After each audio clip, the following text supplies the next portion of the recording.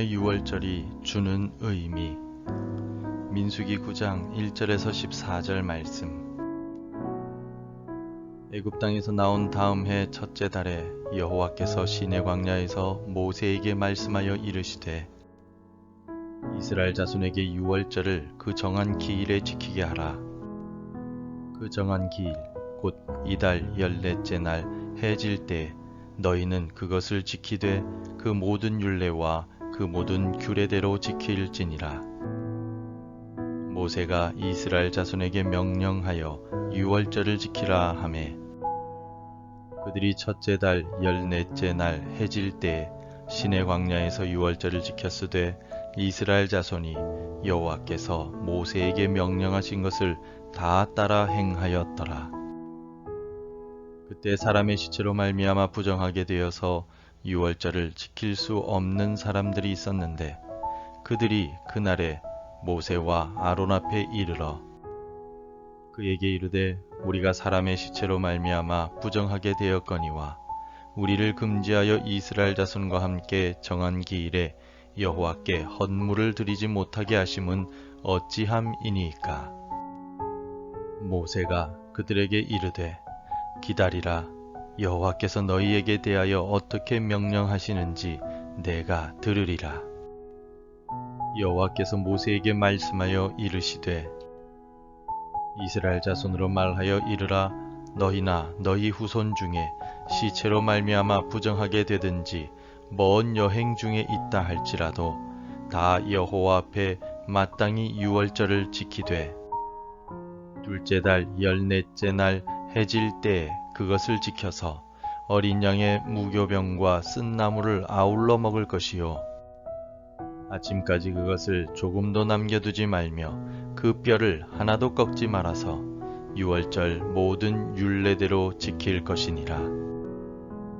그러나 사람이 정결하기도 하고 여행 중에도 있지 아니하면서 유월절을 지키지 아니하는 자는 그 백성 중에서 끊어지리니 이런 사람은 그 정한 기일에 여호와께 헌물을 드리지 아니하였은즉 그의 죄를 담당할지며 만일 타국인이 너희 중에 거류하여 여호와 앞에 유월절을 지키고자 하면 유월절 율례대로 그 규례를 따라서 행할지니 거류민에게나 본토인에게나 그 율례는 동일할 것이니라.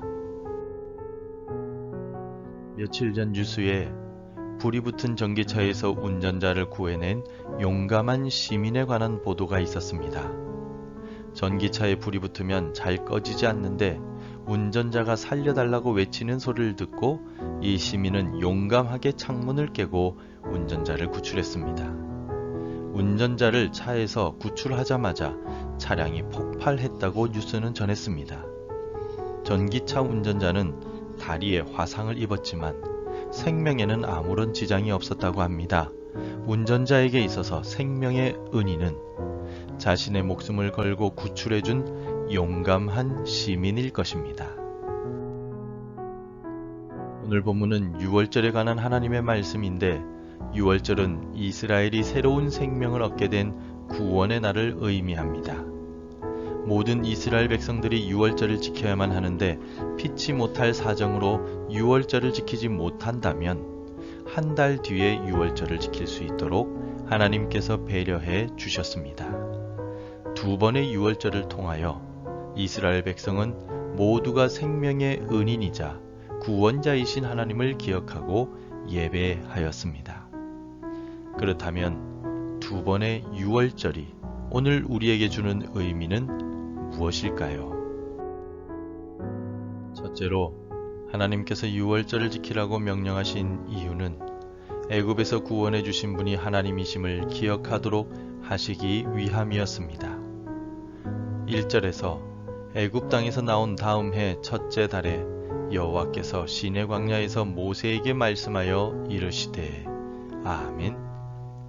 이스라엘 백성들은 분명히 애굽 땅에서 노예로 살았으며 그들을 노예의 신분에서 구원해 주시고 애굽 땅에서 나올 수 있도록 하신 분은 하나님이십니다. 유월절은 이스라엘 백성들의 과거의 신분이 노예였음을 기억나게 하며 노예 신분에서 건져주신 구원자가 하나님이심을 생각하게 하는 절기였습니다. 오늘 우리에게는 고난주간과 부활절이 있습니다. 죄의 종이었던 우리를 건져주시기 위하여 예수님께서 십자가에서 죽으시고 부활하신 날을 기억하며 오직 예수님만이 우리의 구원자이심을 믿는 우리가 되길 바랍니다. 둘째로, 하나님께서 베풀어 주신 구원을 가볍게 생각하는 자는 이스라엘 백성들에게서 끊어질 것이라고 말씀하셨습니다. 다시 말해서 하나님께서 주시는 구원은 생명과 관련이 있기에 무엇과도 바꿀 수 없는 귀한 것이라는 의미입니다. 13절에서 그러나 사람이 정결하기도 하고 여행 중에도 잊지 아니하면서 유월절을 지키지 아니하는 자는 그 백성 중에서 끊어지리니 이런 사람은 그 정한 기일에 여호와께 헌물을 드리지 아니하였은즉 그의 죄를 담당할지며 라고 기록되어 있습니다. 어쩔 수 없이 첫 번째 유월절을 지키지 못한 사람은 하나님께서 지정하신 대로 한 달 뒤에 있는 두 번째 유월절을 반드시 지켜야 했습니다. 만일 하나님께서 구원을 베풀어 주신 날인 유월절을 지키지 않고 두 번째 유월절마저 무시하고 하나님의 구원을 무시한다면 백성들 중에서 끊어지고 죄를 담당, 즉 죄에 대한 대가를 치르게 될 것입니다. 예수님의 십자가 구원 역시 우리 영혼을 살리는 것이기에 세상 무엇과도 바꿀 수 없는 귀한 것입니다. 우리를 살리신 구원의 은혜를 소중하게 여기는 우리 모든 성도들이 되시기를 바랍니다. 마지막으로 유월절의 특징적인 내용 중 하나는 누구든지 유월절을 지킬 수 있었다는 점입니다. 14절에서 만일 타국인이 너희 중에 거류하여 여호와 앞에 유월절을 지키고자 하면 유월절 율례대로 그 규례를 따라서 행할지니 거류민에게나 본토인에게나 그 율례는 동일할 것이니라 라고 말씀하셨습니다. 하나님께서는 이스라엘 백성을 선택하셔서 내 백성이라고 불러주셨지만 타국인이라 할지라도 하나님의 구원과 위대하심을 기억하고 유월절을 지킬 수 있다라고 말씀하셨습니다. 그리고 유월절을 지키는 율례는 이스라엘 백성들과 동일한 방식이라고 말씀하셨습니다. 하나님의 구원은 배타적이지 않으며 누구든지 자원하여 하나님을 구원자로 믿는 자에게 주어졌습니다. 예수님의 십자가 구원도 모두에게 열려 있습니다.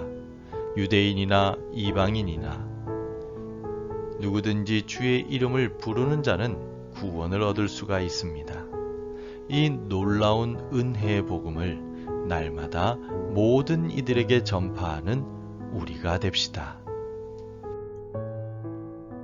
하나님께서는 반드시 유월절을 지키라고 명령하셨는데 하나님의 이 명령은 구원자가 하나님이심을 기억하고 구원은 무엇과도 바꿀 수 없는 귀한 것이며 원하는 모두에게 주어진다는 사실을 가르쳐 주시기 위함이었습니다.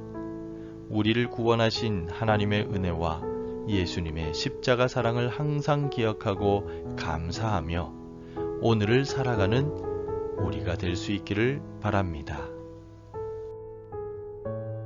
기도하겠습니다. 독생자를 이 땅에 보내심으로 우리를 구원해 주신 하나님 아버지께 감사를 드립니다. 십자가에서 죽으심으로 우리를 살려주신 예수님께 찬송과 영광을 올려드립니다. 세상 무엇과도 바꿀 수 없는 귀한 선물인 구원을 마음에 새기고 기억하며 늘 감사하는 삶을 살아가게 하옵소서. 이 구원의 선물을 전하는 삶을 살게 도와주옵소서. 예수님의 이름으로 기도드립니다. 아멘. 계속해서 함께 기도해 주시기 바랍니다. 예수님의 사랑을 기억하고 감사하게 하소서. 이 땅에 구원받지 못한 이들에게 복음을 전하게 하소서. 세계 곳곳에서 복음을 전하는 종들을 보호하여 주옵소서. 복음 전해야 할 한 사람이 생각나게 하소서. 오늘도 말씀대로 살아가며 열매 맺는 하루가 되시기를 축복합니다.